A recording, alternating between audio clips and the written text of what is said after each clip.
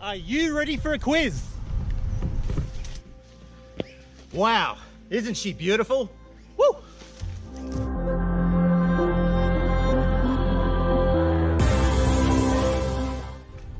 Its common name is named after a month in the year.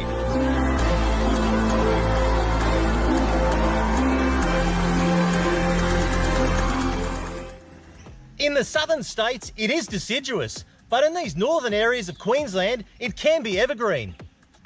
Wow.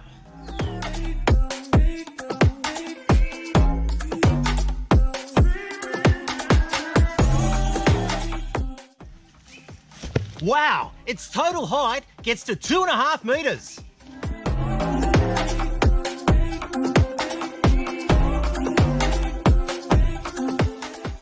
Its stunning flowering period is from September right until October.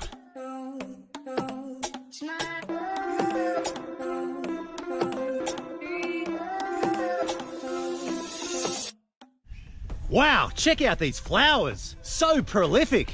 Woo!